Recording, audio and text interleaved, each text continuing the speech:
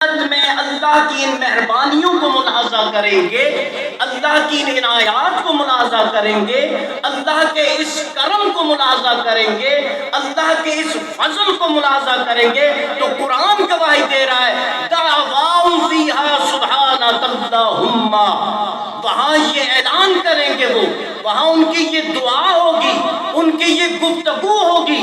گفتگو کیا ہوگی؟ سبحانک اللہم، یا اللہ تو پاک ہے، یا اللہ تو منزہ ہے، یا اللہ تو ہر نقص، ہر عیب، ہر کمی، ہر کجی، ہر کوتاہی سے منزہ اور پاک اور مبرہ ہے، جس نے ہمیں یہ عالی شان محلات اور اپنی جنت میں یہ مقام عطا فرمایا۔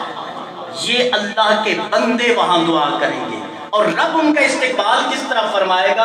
اللہ خود ارشاد فرماتا ہے وَتَحِيَّتُهُمْ فِيهَا سَلَامٌ، اللہ کی طرف سے ان کا جو استقبال ہوگا جنت میں، خالق کائنات خود ارشاد فرماتا ہے کہ تمہارا رب تمہارا استقبال کس طرح فرمائے گا۔ اللہ فرماتا ہے فیہا سلام، اللہ فرمائے گا سلام علیکم، میرے بندو تم پر سلامتی ہو، میرے بندو تم پر امن ہو، میرے بندو تم اللہ کے عذاب سے محفوظ ہو چکے ہو، تم اللہ کے غضب سے محفوظ ہو چکے ہو، تم اللہ کی ناراضگی سے محفوظ ہو چکے ہو۔ سلام علیکم، اب تمہارے رب کی سلامتیاں تم پر ہیں، اب تمہارے رب کے کرم تم پر ہیں، اب تمہارے رب کی مہربانی تم پر ہے، اب تم امن میں ہو جاؤ، اب تمہیں جہنم کا کوئی خوف نہیں رہے گا، اب تمہیں عذاب کا کوئی خوف نہیں رہے گا۔ کیوں؟ کیونکہ دنیا میں تم نے اپنی زندگی کو میرے احکامات کے مطابق بسر کیا۔ وَتَحِيَّتُهُمْ فِيهَا سَلَام، اللہ کی طرف سے، اللہ کے فرشتوں کی طرف سے، اللہ کے نیک بندوں کا جو استقبال ہوگا وہ لفظ سلام سے ہوگا کہ تم پر سلامتی ہو، تمہیں عذاب کا اب کوئی فکر کرنے کی ضرورت نہیں ہے۔ اور پھر ان جنتیوں کی آپس میں باتیں کیا ہوں گی؟ اللہ خود ارشاد فرماتا ہے وَآخِرُ دَعْوَاهُمْ أَنِ الْحَمْدُ لِلَّهِ رَبِّ الْعَالَمِينَ، ان کی دعا کیا ہوگی، ان کی گفتگو کیا ہوگی، ان کا تکلم کیا ہوگا، ان کی آپس میں باتیں کیا ہوگی؟ اللہ فرماتا ہے ان کی باتیں یہ ہوگی أَنِ الْحَمْدُ لِلَّهِ رَبِّ الْعَالَمِينَ، لوگوں یہ سب اللہ کی تعریف ہے، یہ سب اللہ کا کرم ہے کہ ہم بندوں کو اس رب نے یہ اعزاز عطا فرمایا کہ خطا کار ہونے کے باوجود، سیاکار ہونے کے باوجود، گناہگار ہونے کے باوجود، غلطیاں کرنے کے باوجود اس رب نے ہمیں جنت کا باسی بنا دیا۔ تو حضرات محترم، یہ جو محفل ایصال ثواب ہے قبلہ مائی صاحبہ کے لیے آپ غور فرمائیں۔ میں قرآن مجید کی آخری پارہ کی 2-3 آیات کہ اللہ تعالیٰ اپنے بندوں کا استقبال کس طرح فرمائے گا، پھر 1-2 باتیں جو ہیں عرض کر کے اجازت چاہوں گا۔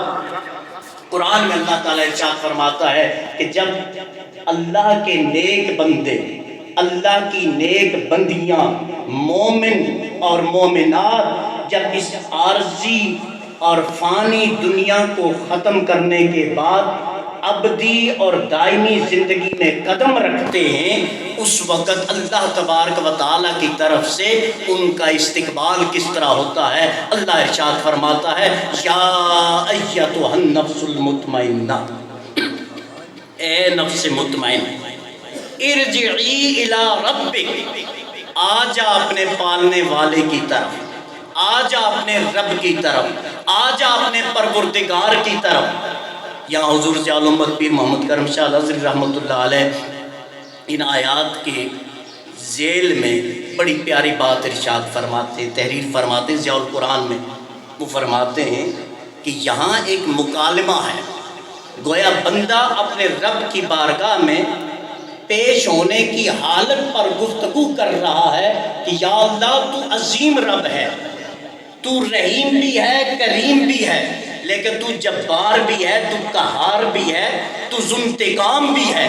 یا اللہ تیری بارگاہ میں ایک سراپائے عز اور سراپائے انکسار اور تواضع کا مرکب بندہ یا اللہ گناہوں کو لے کر تیری بارگاہ میں آنا چاہتا ہے۔ مالک یہ عاجز بندہ تیری بارگاہ میں آئے تو کیسے آئے، کس انداز سے آئے، کس رنگ سے آئے، کس ڈھنگ سے آئے، کس طرح تیری بارگاہ میں پیش ہو، تو اللہ فرماتا ہے یا ایتھا النفس المطمئنہ، اے میرے مطمئن بندے، اے وہ جان کہ جو اللہ کے دین پر مضبوط بھی رہا، مستحکم بھی رہا، مستقیم بھی رہا، اور اللہ کے دیے پر مطمئن بھی رہا، اے نفس مطمئن ارجعی، اب تیری تکلیفوں کا دور ختم ہوا، اب تیری مصیبتوں کا دور ختم ہوا، اب تیرے قلب کا دور ختم ہوا، اب تیری پریشانی کا دور ختم ہوا، اب تیرے مصائب کا دور ختم ہوا، ارجعی، اب آ جا الی ربک، اپنے پالنے والے اپنے رب کی طرف آ جا۔ یا اللہ کیسے آؤں؟ لرزتا ہوا ہوں، کب کپاتا ہوا ہوں، تھر تھراتا ہوا ہوں، گھبراہٹ میں آؤں، یا اللہ قلق میں آؤں، پریشانی میں آؤں، غم میں آؤں، کس طرح آؤں؟ تو احکم الحاکمین ہے، تو تمام بادشاہوں کا بادشاہ ہے، تو فعال لما یرید ہے، جو تو چاہتا ہے تو کر لیتا ہے، اس ما شاء یکن وما لم یشاء لم یکن، جو تو چاہتا ہے وہ ہو جاتا ہے، جو تو نہیں چاہتا وہ ہو ہی نہیں سکتا۔ اذا اراد شیئا ان یقول له کن فیکون، جس چیز کے ہونے کا مالک تو ارادہ فرمائے، اتنا حکم فرماتا ہے کہ ہو جا، فیکون، وہ ہو جاتا ہے۔ تبارک الذی بیدہ الملک وہو علی کل شیء قدیر، یا اللہ تو وہ ہے کہ جس کے قبضہ قدرت میں ساری بادشاہتیں ہیں، اور تو ہر چیز پر قادر ہے۔ مالک اتنی عظمتوں والا تو، اتنی شانوں والا تو، اتنی قدرتوں والا تو، اتنے اختیارات والا تو، تمام بادشاہوں کا تو بادشاہ ہے۔ یا اللہ تیری بارگاہ میں آؤں تو کیسے آؤں؟ تو اللہ نے اپنے بندے سے ارشاد فرمایا، آ اپنے رب کی طرف، راضیۃ مرضیہ، میرے بندے تو میری بارگاہ میں آ، کس طرح؟ اس طرح کہ تیری دنیاوی زندگی میری رضا میں بسر ہوئی ہو، اور آج میری رحمت تیری رضا کی طلبگار ہو۔ اس انداز میں آ کہ تو نے زندگی میری اطاعت میں بسر کی ہو، اور آج میری رحمت تیری رضا کی متلاشی ہو۔ اس حال میں آ کہ دنیا میں تو نے مجھے راضی کیا ہو، اور آج میں تجھے راضی کر رہا ہوں، اور اس حال میں آ تو مجھ سے راضی ہو، میں تجھ سے راضی ہوں۔ راضیۃ مرضیہ، اس حال میں آ کہ تو مجھ سے راضی ہوا ہو اور میں تجھ سے راضی ہوں۔ اب میں ایک نکتہ آپ حضرات کی خدمت میں عرض کرنا چاہوں گا۔ اللہ نے اپنے بندے کو مطمئن بھی فرما دیا، اللہ نے اپنے بندے کو رضا کا سرٹیفکیٹ بھی عطا فرما دیا، لیکن ابھی جنت میں جانے کی اجازت نہیں ملی۔ رب بندے سے راضی، بندہ رب سے راضی، لیکن جو اصل مقام ہے اس مقام تک جانے کی اجازت نہیں ملی۔ وہاں ایک کنڈیشن ہے، اور ہم سب کے لیے اور پوری امت کے لیے ایک میسج بھی ہے کہ صرف اللہ اللہ کیے جانے سے اللہ نہ ملے، اللہ اللہ کیے جانے سے اللہ نہ ملے، اللہ والے ہیں جو اللہ سے ملا دیتے ہیں۔ عبادت قبول ہو گئی، ریاضت قبول ہو گئی، بندگی قبول ہوگی، سجدے قبول ہو گئے، نمازیں قبول ہوگی، حج اور زکاتیں قبول ہوگی، صدقات و خیرات قبول ہو گئے، لیکن رب نے جنت میں جانے کی اجازت نہیں دی۔ فرمایا ادخلی فی عبادی وادخلی جنتی، میرے بندے تیری عبادت قبول ہے، میرے بندے تیری ریاضت قبول ہے، میرے بندے تیری سجدے قبول ہیں، میرے بندے تیری زکوٰۃ کی ادائیگی اور خیرات قبول ہے، لیکن جب تک میرے خاص بندوں کی صفوں میں شامل نہیں ہوگا میری جنت کا حقدار نہیں بن سکتا۔ فادخلی فی عبادی، میرے بندوں میں پہلے داخل ہو، میرے اولیاء کی صفوں میں پہلے داخل ہو، میرے شہداء کی صفوں میں پہلے داخل ہو، میرے صدیقین کی صفوں میں پہلے داخل ہو، میرے انبیاء کی صفوں میں پہلے داخل ہو۔ وادخلی جنتی، جب ان کا بن جائے گا پھر میری جنت تیری ہو جائے گی۔ تو تو حضرات محترم، اللہ تبارک و تعالیٰ اپنے بندوں پر بڑا مہربان ہے، بڑا کریم ہے، بڑا شفیق ہے، بڑا بخشنے والا رب ہے۔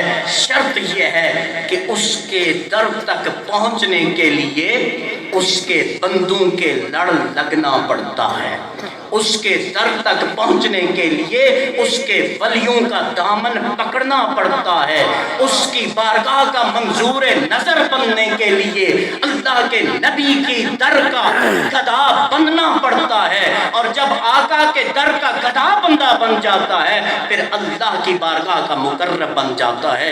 اسی لیے اعلیٰ حضرت نے ارشاد فرمایا، آج لے ان کی پناہ، آج مدد مانگ ان سے، کل نہ مانیں گے قیامت کو اگر مان گیا۔ تو حضرات محترم، یہی وہ خانقاہیں ہیں، یہی وہ آستانے ہیں، یہی وہ جگہ ہیں جہاں سے اللہ اور اللہ کے نبی کی محبت کی جو ہے یہ خیرات بڑھتی ہے، اور آنے والوں کو اللہ تعالیٰ اپنے نیک بندوں کا فیوز، اپنے بندوں کا فضل، اپنے بندوں کا کرم جو ہے وہ انہیں عطا فرماتا ہے۔ تو چونکہ یہ محفل ایصال ثواب ہے اور قبلہ مائی صاحبہ کے ایصال ثواب کے لیے نکات پذیر ہے، ایک تو بڑی مشہور و معروف حدیث مبارکہ ہے، نبی محتشم صلی اللہ علیہ وسلم نے ارشاد فرمایا، الجنت تحت اقدام الامہات، بڑی مشہور و معروف۔ آقا نے ارشاد فرمایا کہ لوگوں،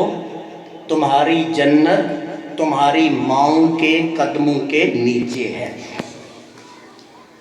آپ حضرات جانتے ہیں اہل علم و دانش بھی یہاں جلوہ افروز ہیں، بڑی خوبصورت بات ہے۔ میرے آقا نے یہ نہیں فرمایا کہ اگر نیک ماں کی خدمت کرو گے تو جنت ملے گی، خدا نخواستہ ماں نیک نہ ہو تو تمہیں جنت نہیں مل سکتی۔ آقا نے فرمایا نہیں، ماں، تمہاری ماں، بس تمہاری ماں، اس کی خدمت کرو گے، وہ نیک ہے تب بھی تمہیں جنت ملے گی، اور خدا نخواستہ وہ نیک نہیں ہے اور اللہ نہ کرے وہ جہنم میں بھی چلی جائے، لیکن تم نے اگر خدمت کی ہے تو تمہیں جنت کا مالک بنا دے گی۔ ماں کی یہ عظمت ہے، ماں کی یہ شان ہے۔ نبی اکرم صلی اللہ علیہ وسلم کی بارگاہ میں ایک صحابی حاضر خدمت ہوئے، عرض کرنے لگے، یا رسول اللہ صلی اللہ علیہ وسلم، میرے حسن اخلاق کا سب سے زیادہ میرے ماں باپ میں سے کون مستحق ہے؟ میرے آقا نے فرمایا، امو کا، تیری ماں۔ اس نے پھر عرض کی، یا رسول اللہ کون مستحق ہے زیادہ میرے اخلاق کا؟ میرے آقا نے فرمایا، امو کا، تیری ماں۔ تیسری مرتبہ سوال کرنے پہ آقا نے فرمایا، ابوک، تیرا والد۔ تو اب غور فرمائیں کہ شریعت والدہ کے مقام کو کتنی اہمیت دیتی ہے، اور وہ اولاد جو اپنی ماں کے لیے دعائے استغفار کرتی ہے، وہ اولاد جو اپنی ماں کے لیے، اپنے والدین کے لیے اللہ کا ذکر اور قرآن پاک کی تلاوت کرتی ہے، وہ یہ نہ سمجھیں کہ وہ حق ادا کر رہے ہیں، بلکہ وہ یہ سمجھیں کہ ماں کی دعا رب نے ان کے حق میں قبول فرما دی ہے۔ یہ ماؤں کی دعاؤں کا ثمر ہے کہ اللہ تعالیٰ اس اولاد کو جو ہے یہ توفیق بخشتا ہے کہ وہ ماں باپ کو یاد رکھے۔ اور اللہ تبارک و تعالیٰ نے سورہ بنی اسرائیل میں اپنی عبادت کے بعد جو اہم ترین فریضہ انجام دیا، جو ہے حکم دیا جس فرض کا، ارشاد فرمایا، وَقَضَىٰ رَبُّكَ، تمہارے رب نے فیصلہ فرما دیا، اللہ تعبدوا الا اياه، اس کے سوا تمہارا سر کسی کے سامنے جھکنا نہیں چاہیے، اس کے سوا کسی کی عبادت نہیں کرنی، کسی کی پرستش نہیں کرنی، کسی کو سجدہ نہیں کرنا۔ عبادت کرنی ہے تو اللہ کی، سجدہ کرنا ہے تو اللہ کو، اپنے جبین نیاز جھکانی ہے تو بارگاہ قدوسیت میں جھکانی ہے۔ اور اس کے بعد جو عام فریضہ ارشاد فرمایا، وَبِالْوَالِدَيْنِ إِحْسَانًا، والدین کے ساتھ حسن سلوک کرنا۔ کیونکہ وقت مجھے آدھا گھنٹہ دیا گیا، میں اسی پہ اس کو جو ہے وائنڈ اپ کر رہا ہوں۔ فرمایا وَبِالْوَالِدَيْنِ إِحْسَانًا، اور تم نے کیا کرنا ہے؟ والدین، ماں باپ کے ساتھ کیا کرنا ہے؟ احسان کرنا۔ یہ دنیا میں جب وہ زندہ ہیں تو احسان کرنا ہے، اور احسان بھی کس طرح کرنا ہے؟ اما یبلغن عندک الکبر احدہما او کلاہما، جب تمہارے پاس تمہارے والدین دونوں یا ان میں سے کوئی ایک بڑھاپے کی عمر کو پہنچ جائے، فلا تقل لہما اف ولا تنہرہما، پھر تم نے کیا کرنا ہے؟ ان کے سامنے اف تک نہیں کہنا۔ اب غور فرمائیں، یہ آداب والدین کی خدمت کے آداب کون سکھا رہا ہے؟ رب ذوالجلال سکھا رہا ہے۔ اور حکم کتنا اہم ترین ارشاد فرمایا جا رہا ہے کہ جب وہ بڑھاپے کو پہنچ جائیں ان کے سامنے اف بھی نہیں کرنا، ولا تنہرہما، اور انہیں جھڑکنا بھی نہیں۔ اور بات کس طرح کرنی ہے؟ وَقُلْ لَهُمَا قَوْلًا كَرِيمًا، جب بات کرنا تو نرم لہجے میں بات کرنا، جب بات کرو تو عز اور انکساری سے بات کرو، جب بات کرو تو پیار اور محبت سے بات کرو، جب بات کرو تو ادب اور احترام سے ان سے بات کرو۔ اور جب دنیا سے جانے کا وقت ہو، وَخْفِضْ لَهُمَا جَنَاحَ الذُّلِّ مِنَ الرَّحْمَةِ، ان پر اپنی مہربانی رحمت کے پر پھیلا دینا۔ اور جب دنیا سے وہ چلے جائیں پھر کیا کرنا؟ وَقُلْ رَبِّ ارْحَمْهُمَا كَمَا رَبَّيَانِي صَغِيرًا، کہ یا اللہ میرے ماں باپ پر اس طرح رحم فرما جس طرح بچپن میں انہوں نے مجھ پر رحم فرمائی تھی، جس طرح بچپن میں مجھے رحم سے اور محبت سے اور شفقت سے میرے ماں باپ نے پالا ہے، یا اللہ اب تو اسی شفقت اور محبت کا معاملہ ان سے فرما۔ تو حضرات محترم، ماں کا مقام کوئی بیان نہیں کر سکتا۔ ماں کا مقام سمجھنے سے تعلق رکھتا ہے، ماں کا مقام محسوس کرنے سے تعلق رکھتا ہے۔ جن کی مائیں موجود ہیں وہ خوش قسمت ہیں، اور خوش قسمت تب رہیں گے جب ان سے ان کی مائیں راضی اس دنیا سے رخصت ہو جائیں۔ اور جن کی والدائیں چلی گئی ہیں وہ بھی اس اعتبار سے خوش قسمت ہیں کہ اپنی ماں کے لیے، اپنے والد کے لیے دعائیں مغفرت کریں، استغفار کریں، اللہ کا ذکر کریں، اور یہ دینی، مذہبی، نورانی اور روحانی اس طرح کی محفل کا انعقاد کریں۔ اللہ تعالیٰ ضرور اس اولاد پر بھی کرم فرمائے گا اور اس دنیا سے جانے والی والدہ پر بھی اپنی رحمتوں کا نزول فرمائے گا۔ میں آپ تمام حضرات کا مشکور ہوں کہ آپ نے مجھے موقع دیا، اور خصوصاً میرے دوست اور بھائی حسنین خورشید صاحب، انہوں نے مجھے حکم فرمایا، جہاں میری حاضری ہوئی، اللہ تعالیٰ ہم سب کی حاضری کو اپنی بارگاہ بے نیاز میں شرف قبولیت عطا فرمائے۔